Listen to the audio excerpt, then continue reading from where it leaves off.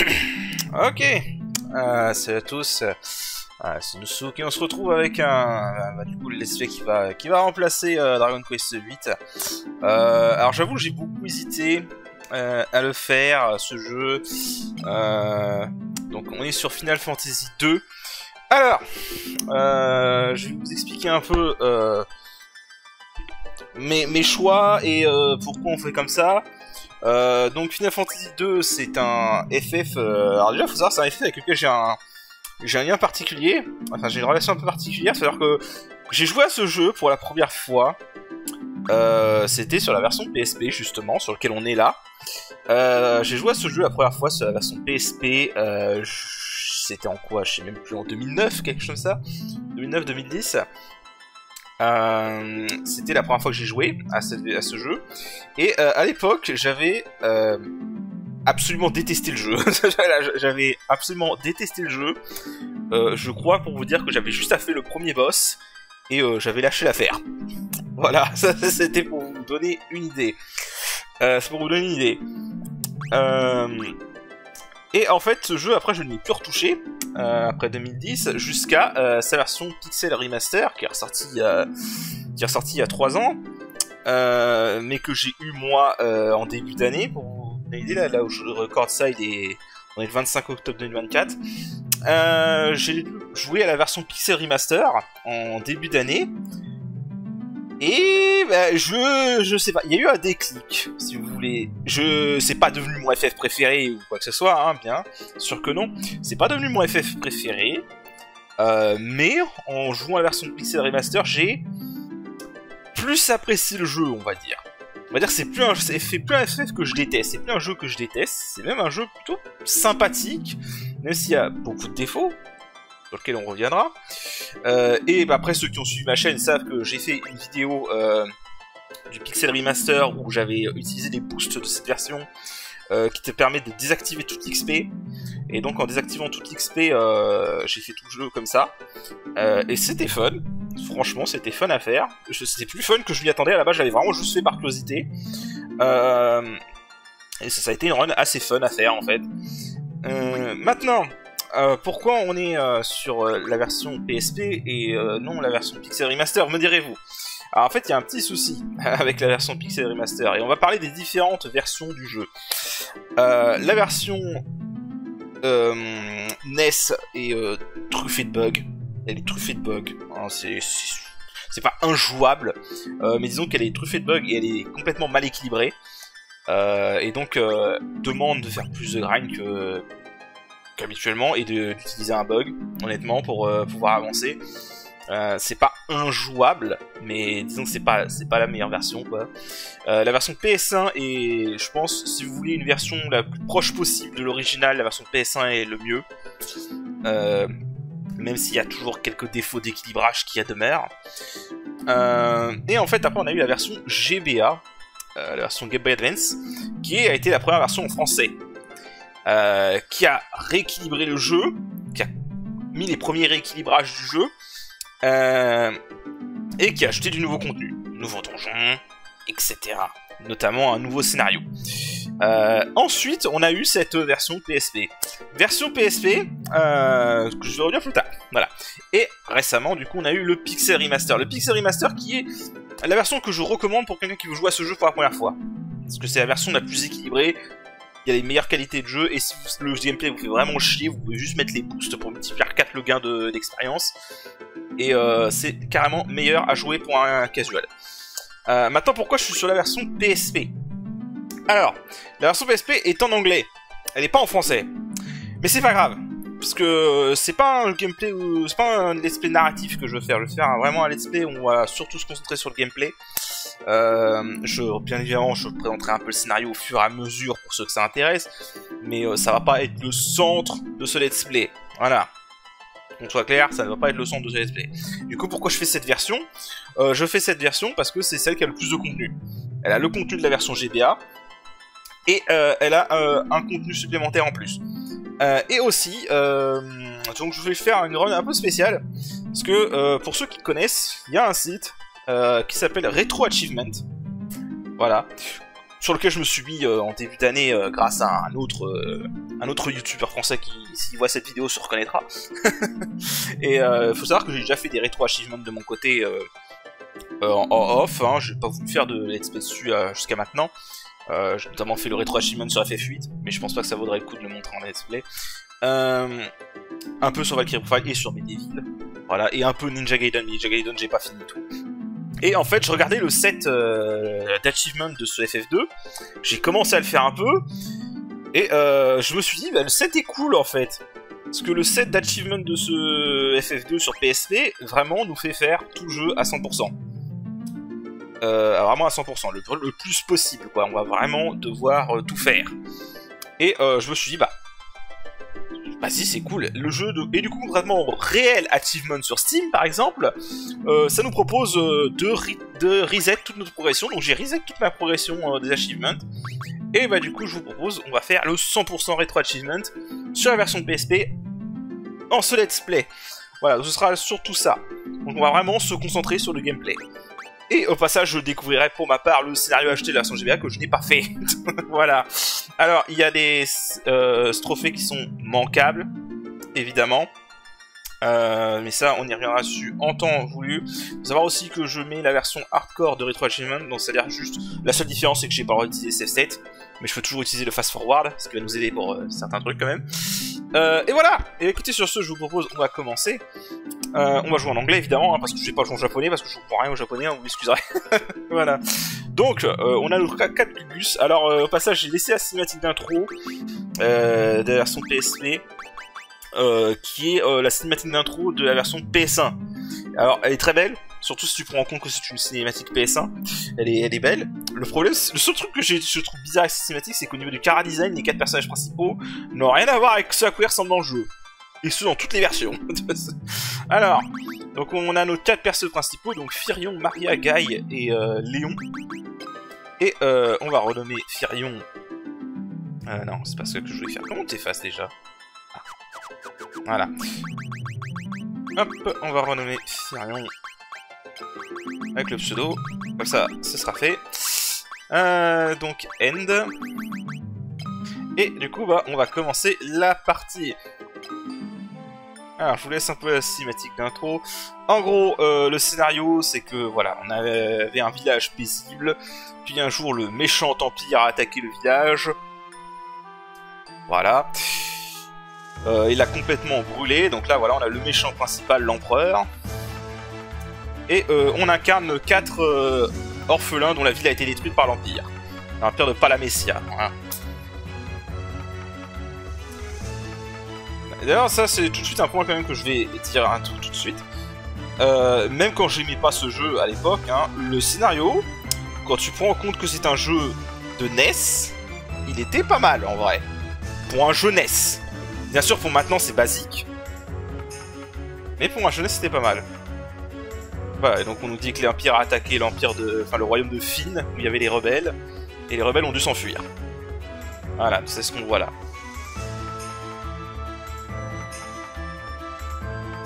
Et donc ils se sont enfuis dans la ville d'Altaïr.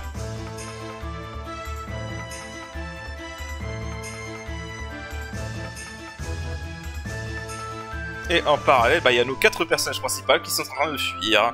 Et qui ont perdu leurs parents. Voilà. Et donc truc original de ce jeu, il nous fait commencer directement dans un combat qu'on ne peut pas gagner. Alors ça c'est parfait, on a eu l'embuscade, comme ça on va tout de suite crever, ça va faire gagner du temps. Voilà. On peut pas gagner, hein, c'est fixe, on peut pas gagner. D'ailleurs je crois que c'était peut-être le premier combat non gagnable dans un FF. Bon, c'est une bonne façon de commencer le jeu pour te montrer à quel point tu vas avoir du chemin à faire, je trouve. C'est plutôt cool. Ouais, donc on est récupéré par les rebelles.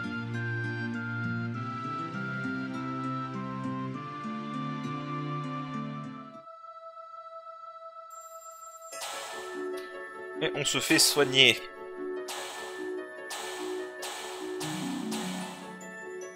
Donc je disais, j'ai passé vite fait les dialogues, hein, mais en gros voilà, on est sauvé par les rebelles. Donc là on a la princesse Hilda qui gère les rebelles. Et le mage blanc Minou, qui est en gros son conseiller, quoi. Voilà, donc il dit qu'on va s'en sortir et qu'on va s'en remettre. Voilà. Je passe vraiment vite fait le scénario, encore une fois, ça sera pas le focus de ce jeu, enfin de ce let's play.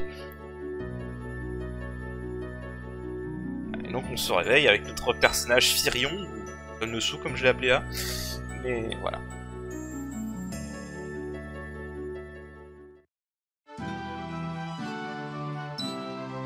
Alors la première chose que je veux dire sur ce jeu, par contre, peu importe la version, mais surtout après la version NES, son OST est un banger.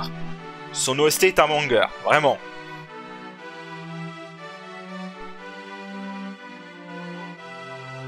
Je pense vraiment que son OST était meilleure que celle de FF1. Et je crois même que je l'ai préférée à celle de FF3, honnêtement. C'est vraiment une très bonne OST, elle est vachement sous-cotée, je trouve, parmi dans les FF. Voilà, donc là nos persos de haut, déjà il nous manque un personnage, donc Léon qui est le frère de Maria, la fille qu'on a. Et là on demande à Hilda de vouloir rejoindre les rebelles, mais elle ne veut pas parce qu'on est trop jeune. Et elle ne veut pas gaspiller nos vies. Et voilà, et donc du coup on est introduit au système de mots-clés. Donc en gros on va devoir juste apprendre des mots qui apparaissent comme ça en dialogue et on va devoir les utiliser au bon moment.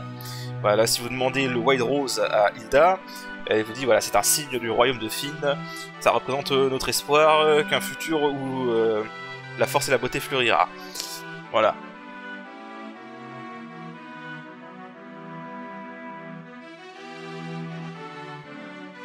Voilà, donc là on nous dit en gros que Finn est trop dangereux, pour l'instant il est occupé par l'Empire. Donc voilà. Ah merde, je voulais pas renommer.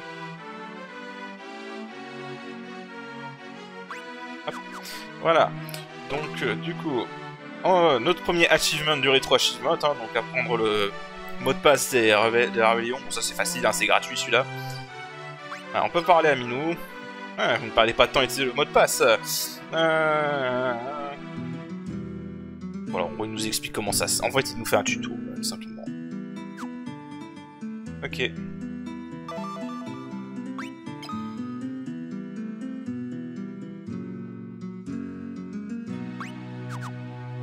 Allez.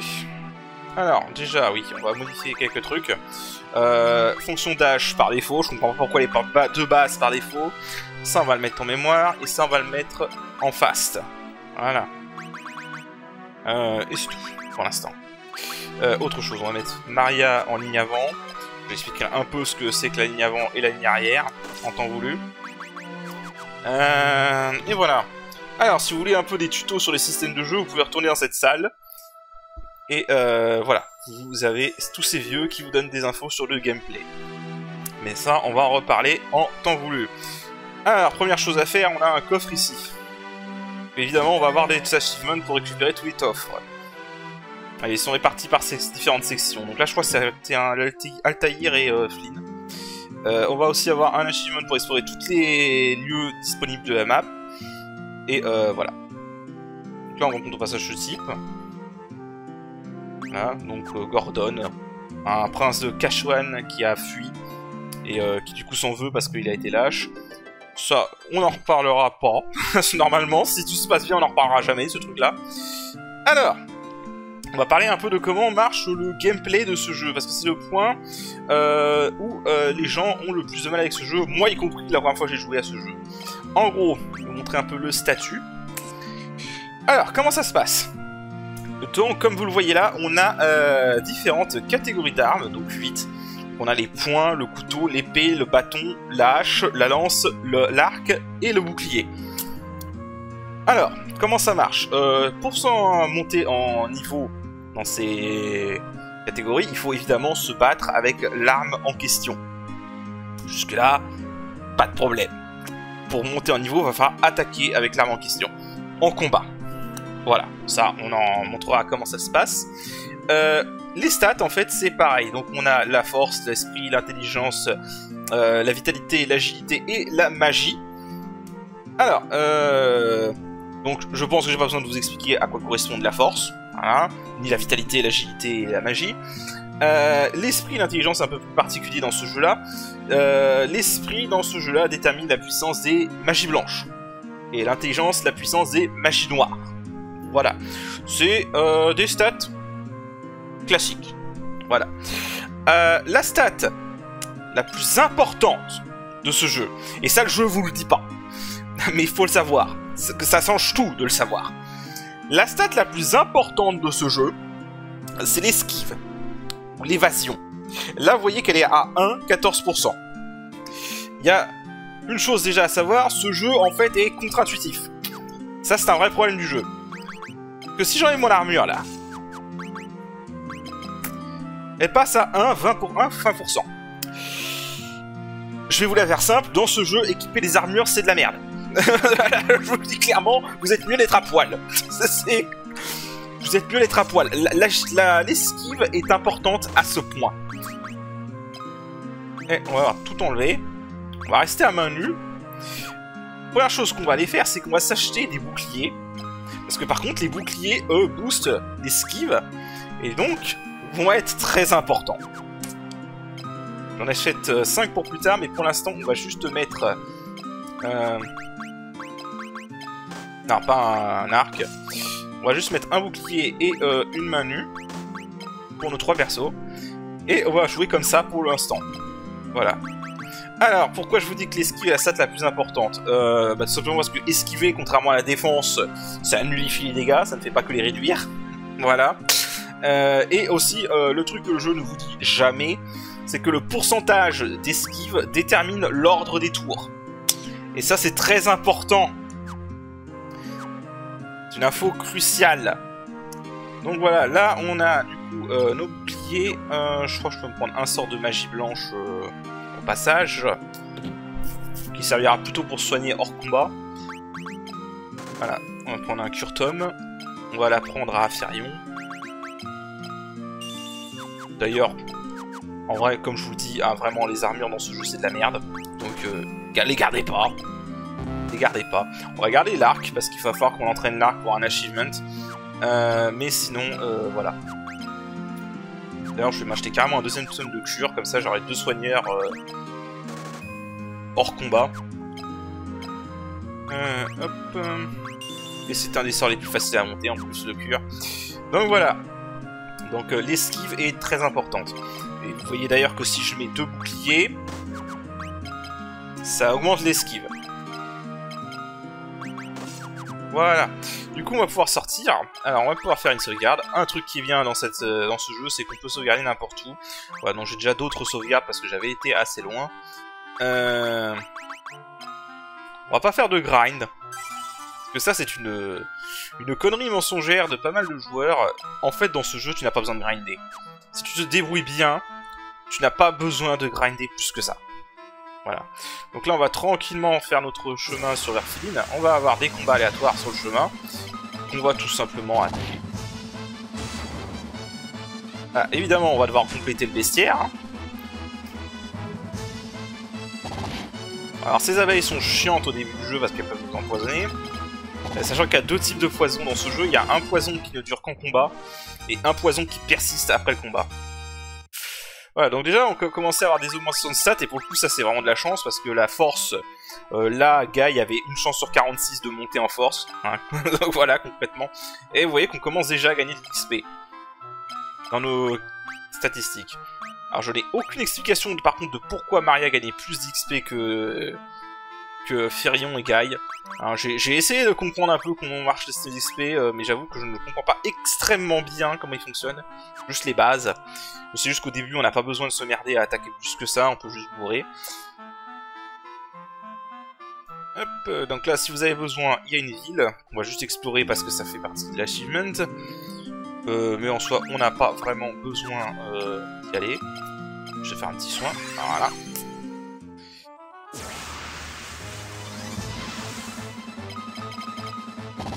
Pour l'instant, on fait juste attaquer. Hein. Et normalement, voilà, on gagne nos premiers levels pour... Ah, parce qu'elle avait attaqué une fois de plus, ok, je comprends bien. Donc on va gagner nos premiers levels.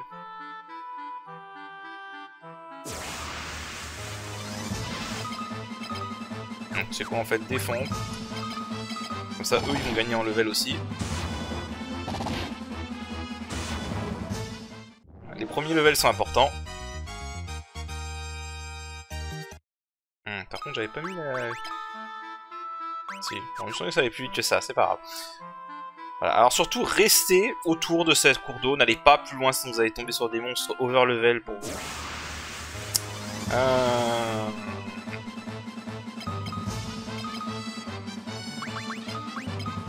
va faire... Non. Alors je peux vous donner une petite astuce tout de suite.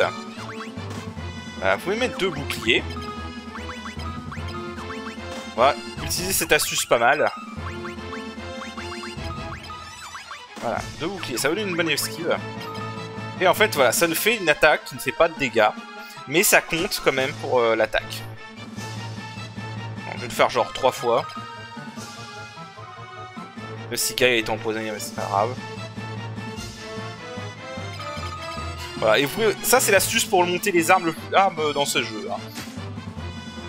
Vous pouvez vraiment faire ça pendant tout le combat si vous voulez. Bon là évidemment on a Guy qui va bientôt crever si on continue. C'est pour ça que là je le fais pas trop. Si vous voulez le faire en début de jeu, faites-le plutôt contre des gobelins.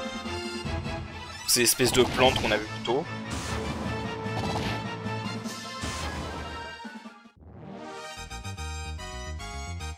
Voilà. Je vais toujours surveiller les statues. Voilà, on voit que si je refais à nouveau, ce sera bon quoi. Hop. Sonic. Voilà, donc en gros, ça va être ça pour avancer en début de jeu. D'ailleurs, je crois que je vais le refaire si on a un autre combat. 3 fois attaquer avec le double bouclier. Puis attaquer avec un manu. Alors pourquoi j'augmente les manus au début de jeu? Parce qu'en fait la manu augmente avec le niveau, l'attaque d'un manu augmente avec le niveau. Alors les monstres peuvent s'échapper par contre, ça c'est chiant. Ah c'est pas bon ça.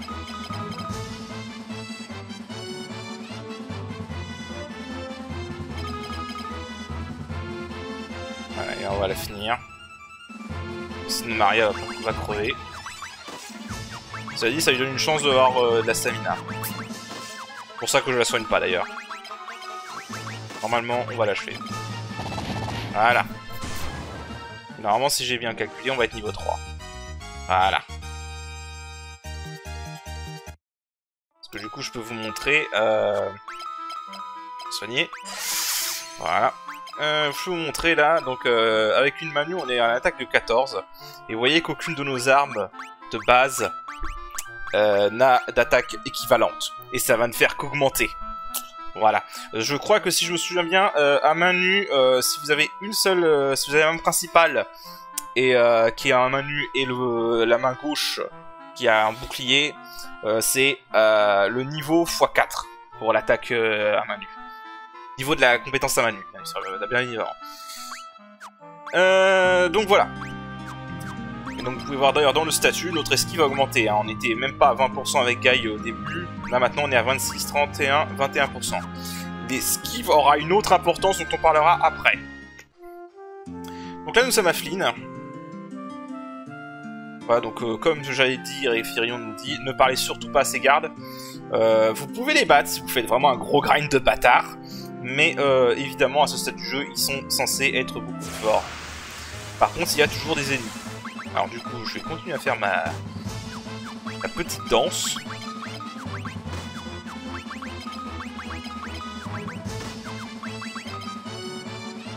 Bon, je vais faire genre 4 fois et puis on va attaquer. Voilà. Alors évidemment, ils peuvent s'enfuir. Mais s'ils s'enfuient, c'est pas grave, ça aura au moins de l'XP au bouclier. Et hop. Alors après, il y aura une autre astuce pour grind les niveaux d'armes plus rapidement.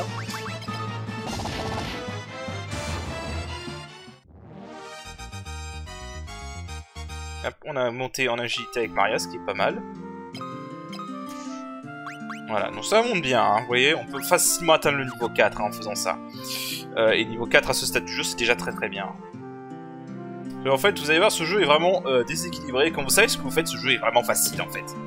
Donc là, il faut qu'on aille ici au pub. On parle à ce type, donc au barman, et on lui dit le mot de passe. Et il nous laisse passer. Alors pourquoi les gardes le laissent s'en aller comme ça, j'en sais rien. C'est pas mon problème. On va juste aller ici. Et donc on récupère les coffres. Alors on peut pas avoir tous les coffres d'Altaïr pour l'instant parce que ça inclut ceux du château et ceux d'un autre truc qu'on pourra pas faire tout de suite. Donc là on rencontre ce type. Donc il s'agit de Scott. Donc c'est un type qu'on a vu dans l'intro, si vous vous rappelez, on l'a vu protéger Hilda et se faire encercler par les soldats. Et donc du coup, on le trouve en fait sur son lit de mort, il va juste nous donner son anneau. Pour pas inquiéter Hilda, il ne dit de rien dire à Hilda alors qu'ils l'aimaient, ils étaient fiancés. Enfin, pas fiancés, mais en gros ils s'aimaient quoi. Ils auraient été fiancés s'il n'y avait pas eu la guerre. Et voilà, et il meurt. Voilà. Et donc ça c'est un point que je veux aussi souligner du scénario. Ce FF,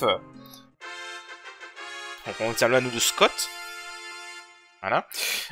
C'est un point que je souligne du scénario par contre. Vraiment je trouve le scénario de ce FF vraiment pas mal pour un jeu NES. Encore une fois. C'est un truc que vraiment j'apprécie. Contrairement... En fait ce jeu fait ce que je reproche un peu à FF4. FF4, un truc que je n'aime pas dans FF4 et qui pour moi détériore le scénario, c'est que dans FF4 tu as beaucoup de personnages qui se sacrifient, sauf qu'au final à la fin ils reviennent en mode ah bah en fait non j'étais pas mort, j'ai survécu de X façon, et au final il n'y a qu'un seul personnage qui meurt vraiment, et moi j'ai toujours trouvé ça débile dans FF4. Donc là pareil, hein, je vais attaquer genre 3 fois. Voilà, donc j'ai toujours trouvé ça débile dans FF4, et en fait, je trouve même que ça ruine le scénario. Quand tu refais le jeu, ces moments, du coup, sont censés être dramatiques dans FF4, n'ont plus aucun impact, parce que tu sais que c'est du vent, en fait. Voilà. Ça, c'est... Et pour le coup, je trouve que FF2 évite ça, parce que les morts dans FF2 sont vraiment morts, ils ne reviennent pas. Hein, Scott, là, il est vraiment mort. Le jeu n'avait vraiment pas peur de montrer des vrais morts. Et je trouve que ça a beaucoup plus d'impact que dans FF4. Ce qui est vraiment dommage, c'est que c'était un jeu NES en vrai, et que le jeu NES, du coup, était limité par son texte. Et voilà, c'est vraiment le seul truc de FF2 qui est un peu dommage. Hop, voilà, on monte encore en level. Voilà. On monte bien.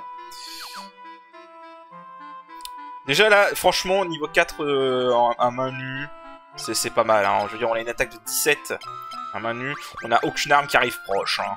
Voilà. Oui, il y a la force qui est prise en compte également. Bon, du coup, je ne vais plus m'amuser à grinder pour l'instant, parce que là, on est largement bien, one-shot tous les ennemis. Voilà. C'est pour ça que je vous dis, quand vous savez ce que vous faites, ce jeu ne nécessite aucun grind, vraiment. Là, une petite optimisation, et là, on fout des patates... Et là, on fout des patates qui one-shot tout le monde. Alors par contre, un problème de ce jeu, vraiment, c'est le taux de rencontre aléatoire. Le taux de rencontre aléatoire, il est exécrable. Alors je peux vous montrer un autre détail, maintenant qu'on est niveau 4. Vous voyez que là, j'ai gagné aucun XP. Parce qu'en fait, si je vous montre le bestiaire, les ennemis ont ce qu'on appelle un rang, ou rank en anglais du coup, qui est de 1. Faut savoir que la façon dont le jeu calcule l'XP, c'est dans sa formule, il a une étape où c'est niveau de l'arme, non c'est rang de l'ennemi, rang moyen de la formation, moins le niveau de l'arme. Donc là en fait je suis rang 4 avec l'arme, je suis niveau 4 avec l'arme. Donc pour gagner de l'XP, il faut au minimum que j'attaque 4 fois. Voilà. Hop. Alors c'est pour ça qu'en fait que je fais ça, mais ça n'a pas vraiment d'intérêt. Enfin si, ça a de l'intérêt parce que on peut gagner des HP, et on peut gagner potentiellement aussi de la force.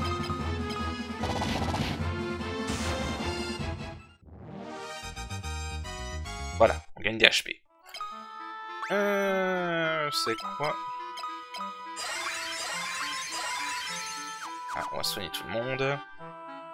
Là dans l'immédiat c'est bon, et on n'a pas besoin d'aller se soigner à l'hôtel.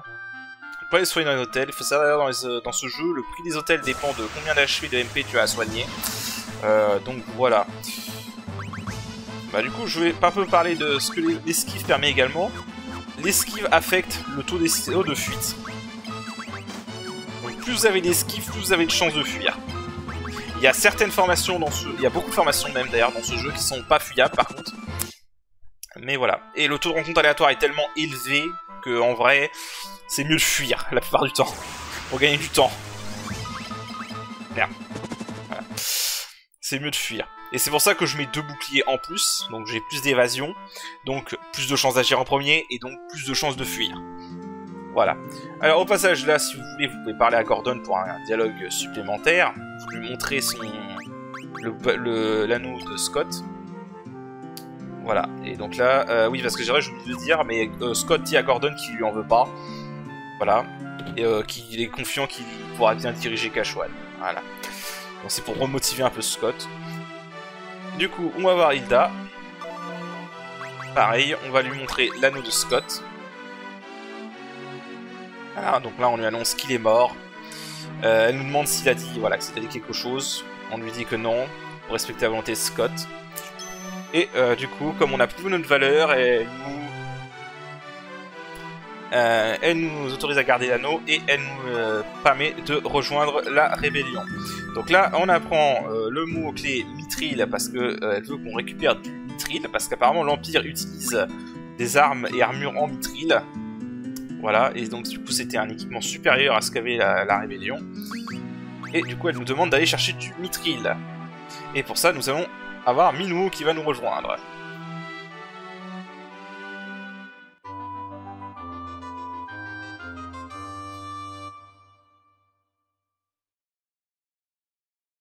Voilà. Et on obtient un canoë que Minwu nous offre bien gentiment. Voilà. Et du coup, voilà, gagner la confiance d'Hilda. Et voilà.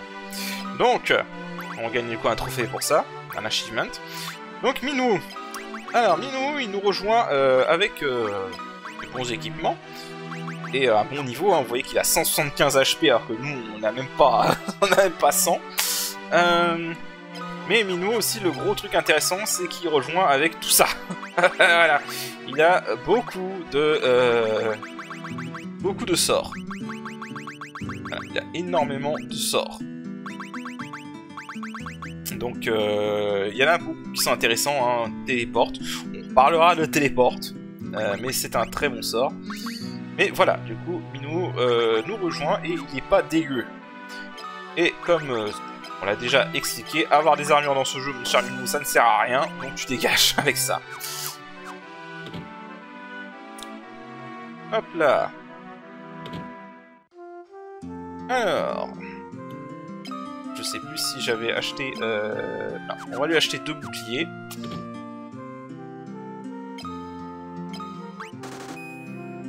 Voilà. On va lui mettre.